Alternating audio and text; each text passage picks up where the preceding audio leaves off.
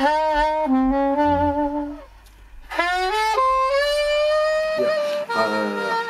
didn't absolutely didn't understand what the meaning of life was, but music can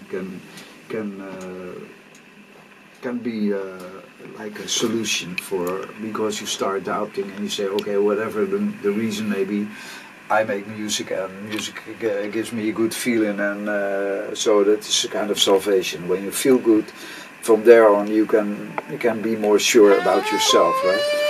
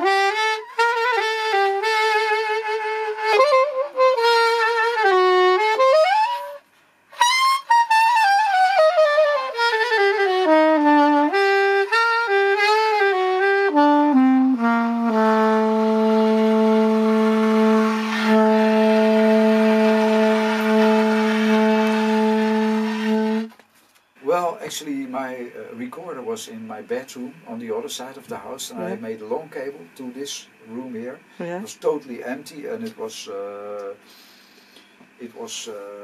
very cold and dark, and it was like just empty, an empty shithole. Really. And they were playing here, and I made kind of walls out of our old PA system. I built kind of walls between the musicians to separate the sound, you know, so that you can do a little mixing. I had this 4-track recorder, but it came out really, really nice, and it got good reviews. And I thought, well, okay, from now on I'm going to record myself. I don't need to go to recording studios anymore. And very soon I start recording for other people, you know. You do? And so people record their CDs here? Yeah, I did some. I had John Chikai, a very famous saxophone player. I had John Engels. I had Misha Mengelberg. I had Benjamin Herman with the Cool Collective. I had like a lot of demoing, but also CD recordings. I had some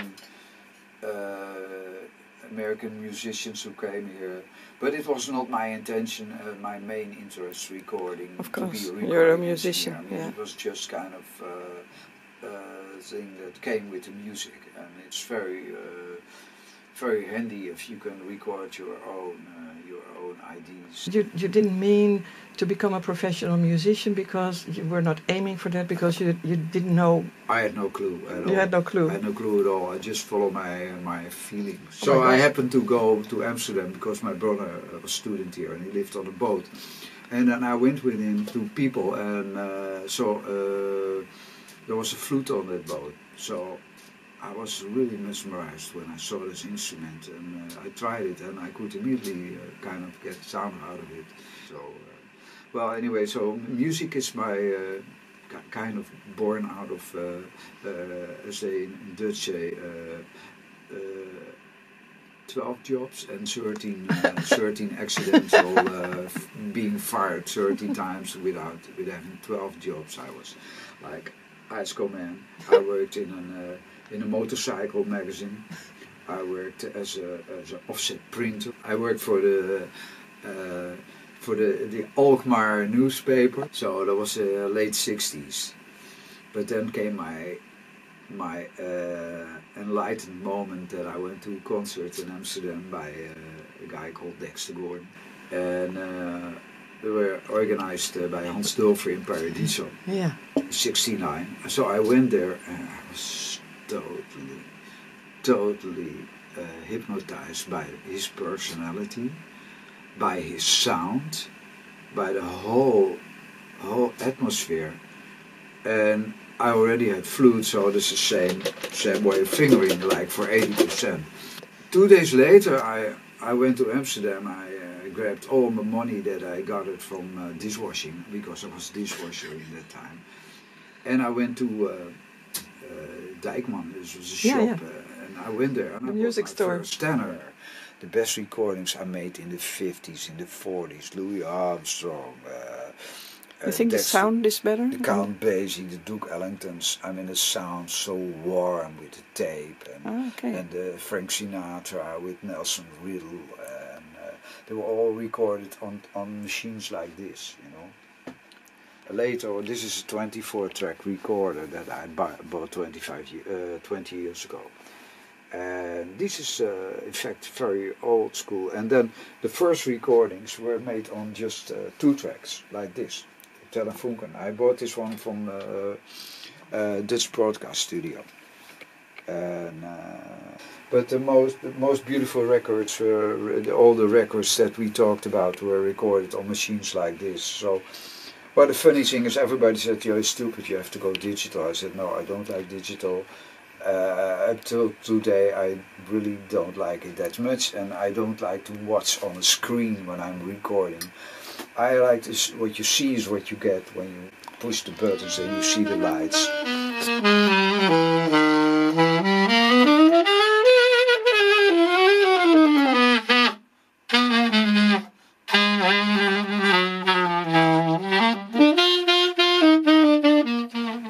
No, I was totally autodidact. I just, because I had such a hell with teachers in school, I became so anti. People couldn't tell me no shit. Whatever they told me, that was, for me, was the sign. If they tell me to do something, for me is that the sign to not to do it, you know. And it was kind of fanatic in that.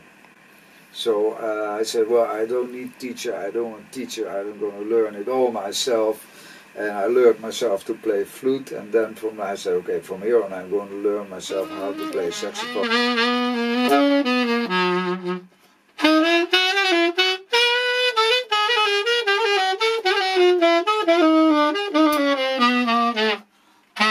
So I kind of transposed my flute technique onto saxophone. What I didn't know, though, was that flute is C. So, and I learned that if you play C on saxophone, well, you play C, but they call it a D, right? I didn't know it. This is C, what is actually is called D, and I found out after 10 years that what I called C was D. So how did you manage to play together with other people then? Because I did everything on my ears. I never had a problem with my ears are very developed, because I played with the radio, with everything that passed by, you know, from Sandy Shaw to Tom Jones to Louis Armstrong to Jimi Hendrix. I tried to figure out what they were doing.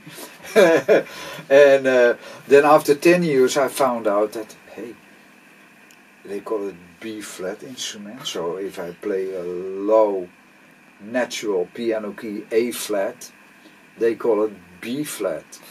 It sounds very weird to me. I said, well, it's too late to change it now.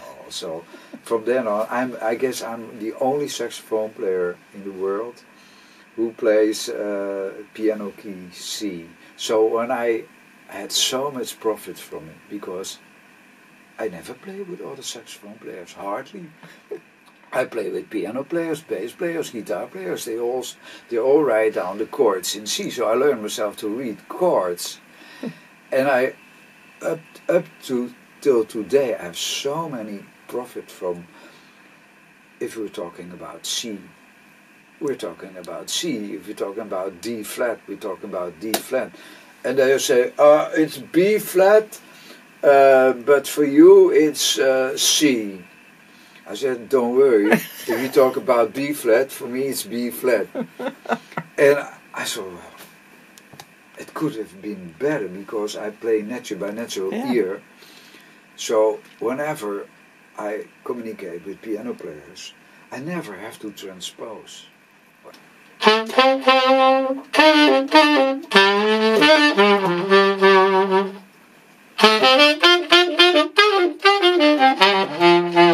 I felt very lonely, so therefore the blues, you know, it's a relation. You feel it's kind of solution for what you feel. You can connect suddenly, and you can transform it into music, and then you become one with the music because it's totally related in the way you feel. Like you feel lonely, because you feel rejected. You don't want to feel rejected. But how did you feel at home with your family? I had very sweet parents, so not any negative about them, because my father was a hard-working drugstore guy. 7 children, raised 7 children, in fact 8. The first one died. I'm the last one. I'm the youngest. I was the youngest. Still, I'm the youngest, of course. But yeah, they were totally in kind of panic about what happened to me. They thought I was going down to the drain, you know, by drugs and everything, because I stayed out all night. It was, in fact, it was all about music. Listening to music, stay all night. But for in those years, you know, it was more, it had a great impact on your parents, because they say, oh, what will happen to him, and he's lost, and we don't see him anymore, and he's not going to school, and his music, music is nice as a hobby. But the funny thing is, I came into this kind of folk band, folk music, with the flute. I played only 3 months flute, and I played 1 week saxophone, and then suddenly we had to play in Concertgebouw. It was 71. Yeah, I played 1 week saxophone, and I played like a year flute or so. And then we got this gig, a support act for Dr. Hoek and the Medicine Show in Concertgebouw. And but it was, when I think back about it, it must have been crazy, because I felt totally lost. I was standing there in Concertgebouw, and I realized I'm playing 1 week, 1 week saxophone. And so I was kind of overwhelmed by the whole situation, you know, because you're not in control of what you're doing. I know. You just try to find a way out of it, you know. I almost feel like it must be somebody else's life. It's not my life, because it's so long ago. It's so far away. It took me 40 years to come back in Concertgebouw, because I played with a Dutch band, and they played at Concertgebouw. So who are the people, your favorite players that you played with? You mean Holland? No, anywhere in the world. That I played with? That you played with? Well, very local people, to be honest. I didn't play with too many foreign musicians. I played with BIg Jay McNeely. He used to be a star in the early 50s, the inventor of the honking saxophone. And inventor of what kind of saxophone? Yeah, they call it honk and shouters, and like laying on your back and playing saxophone. Oh, like that? And walking the bar and so forth. I played like 15 years ago. I did some small tours with him. I played with a lot of boogie piano players. So my one leg is rooted in the blues and in the boogie. I played with local hero Rob Hoeken. Oh yeah, Very famous guy in Holland. So I was on another level with these guys, you know.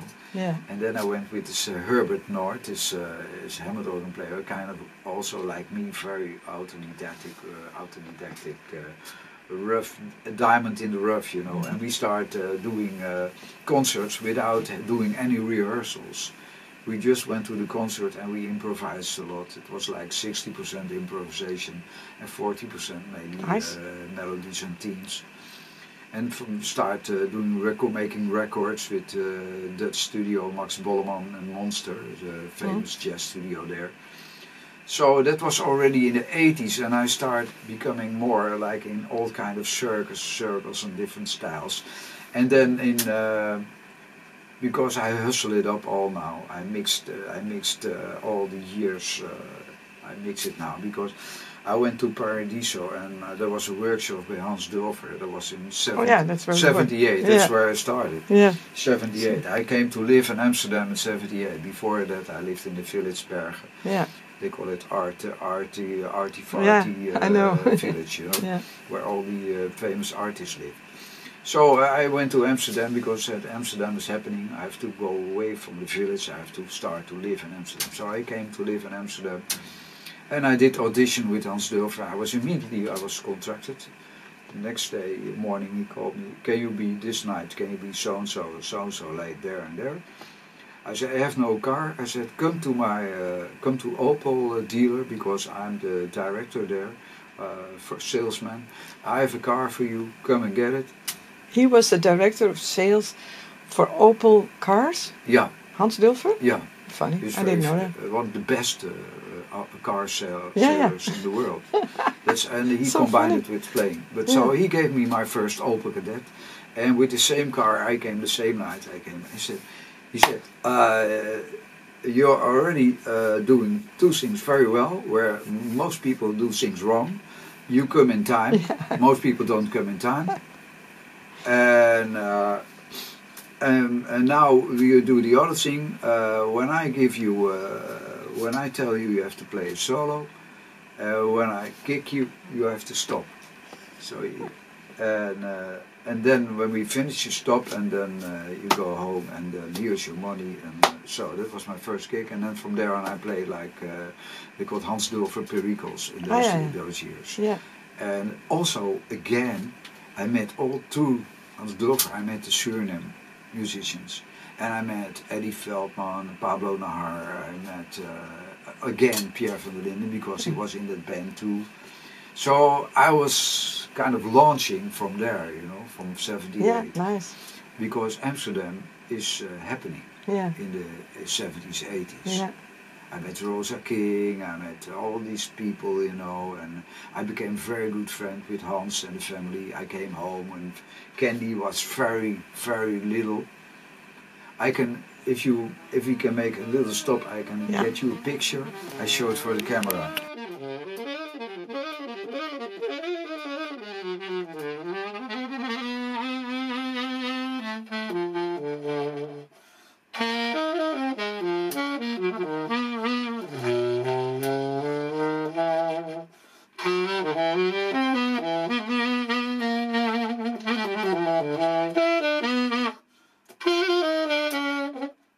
So this is the period, this is 1984. So I came every Sunday. I went to Broek in Waterland. They say in English you could say trousers in Waterland. It's the name of the village. So I went every Sunday. I went to the family, and I became part of the family. Oh, this was in 1984, and then Inge arranged her mother that Candy and I played on North Sea Jazz Festival. Ah. But I was kind of alcoholic in those years. That was a pity because I spoiled all my opportunities that I had, and I was drunk on stage. So Inge said, "Well, maybe that's not such a good idea to continue with a kind of guy who's drunk." And so I kind of ruined my career in the 80s, and then I have to start all over again, which I did. Very soon I could quit drinking and so forth, but I was a little bit unsure. That's why I was drunk on stage. I couldn't stand the pressure, so I was playing on North Sea Jazz Festival, and it was grew a little bit out above my head. So yeah. And well, as you say in life, you have to learn from the mistakes that you're making, right? So I did quite some stupid things in my life. I couldn't recall them all because I have a kind of mentality that I mainly lean back on the good memories, and I try to forget about the things that went wrong, you know. And because you have to be kind to yourself. And you have to be forgiveness to yourself, because I had no mentor, I had no teacher, I had to do anything myself, I had no support, I had no... I mean, my family was kind of... They liked it, but they didn't understand it, you know, they didn't... I was 1 hour on Dutch television in 1971. They call it... it was called Dutch Pop Show or whatever in English. And only a few bands were picked to play there, but can you imagine, in 1971 you only had 2 TV channels, which is Holland 1, Holland 2, Nederland 1, Nederland 2, yeah, 2. I remember. And maybe later 3, but we were on channel 2 for 3/4 of an hour. Yeah. In those years. That's very impressive. Very impressive. But I remember I was sitting with my family and we were watching it, and they were looking at me like I came from another planet. And they didn't say from great or nice, they were just... And when it was over, they said, okay, that's it, and well, now we will we will go to do some study for a job, or a real job. I mean, it's nice, he's on TV, but... And I felt so lonely because, well, I mean, listen here, I came all this way, I'm on Dutch television for 3/4 of an hour. At least it must have some meaning in life that I was choosing to do that. And again, I felt so rejected in a way. I mean, not on purpose, but that people just don't understand how lonely you can be then. Because it's nice for everybody when you start out in music. All you want is have understanding and that somebody supports you, but I had no support at all. That's incredible. So what is it that gave you the courage? So I came in Amsterdam and I was supported by Dulfer. Ah, yeah, true, of course. See? Yeah, yeah. He saw the diamond in the rough. Yeah, he was immediately... And then from there on I got in contact with all kinds of musicians in Amsterdam, and I started playing and jamming and still learning today. I mean, so yeah. Suddenly people start to rediscover all these analog recordings. It came back with vinyl records, you know. They came back very strongly. Yeah. The design must be very attractive for you. Make design for record sleeves. Oh, yeah. I mean, listen here. If you make a record sleeve like this is amazing. Here, I come to you. This is, for a designer, this must be heaven. If you can make a design like this, you know. I put all my records in my studio. There's somebody on the floor here. Yeah, that's me. That's you. That's me when I was in '85. This is me, the same guy. Same guy. I look even better now. Lucky enough. I think you do. So here are all my records. I made a kind of living room studio. So when you're here, you're just in my living room, but you don't. So you don't feel like you're in a recording studio. There's no neon lights. There's just.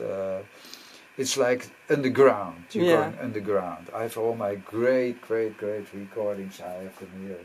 All my heroes are here. You know, I mean. It's not only jazz. You can pick out any recording here. You see here, Jimmy. You can. Do you have a system like? Oh, I see. Alphabetical. I already see it. Yeah. Yeah. Clifford Brown. Okay. So I appreciate, as you can see, many styles of music. And do you play your records often? Yeah. I've all over the place. I have record players. Ah, yeah. And That is beautiful. Here another one of my heroes, Wait, Gene I'm Hammond's. filming the record players. Yeah, if you look around, you start seeing more and more record players. If you look around, you see all my old radio collection. I saw old radios. Yeah. Yeah, but they're still working. I connected my record player to these old radios, so I play my records on old radios. Okay. And the radios, they are working like amplifiers. I understand. So I have a record player here. I have an old recorder here. I have my old radios here. They're all working. Everything is working. See, here's the light. I have old radios here, old radios there. From the 50s or... Yeah. So, yeah, it's like I have my own, I created my own museum. That's and I have, of course, my vintage instruments, of course, my Hohner clavinet. Do you play that? Hammond organ. No, I just have for it for the studio. for the studio. Yeah. I have my old piano for my parents, who used to be on the second floor of the drugstore. We were freaking out on the piano, and my father was downstairs working his ass off, you know. And we had this Hammond organ. Here is still the A100, the Hammond organ, top motherfucker organ. Here it is. Jimmy Smiths and so forth. They all say B3, but A100 is the same brand as Hammond organ. It's all tube, and so it's connected, you know. So a whole bunch of old microphones from a band I was playing in, and we have it stored in here, in this building. So we came together, whenever we had a gig, we came together here, and so we had a little PA system, as they call it. We had some microphones, some cables, and some stands, and some little amplifiers, and I said, well, we spent so much money in recording studios, why not try to buy an old recorder and try to make a little record myself? And then I invited Beam and Herman. Yeah. You know him very well. Very well. I invited him so in '92. Beam was still on the brink, on the start of his career. And I invited some other friends, and we did some recording here, and it came out really nice.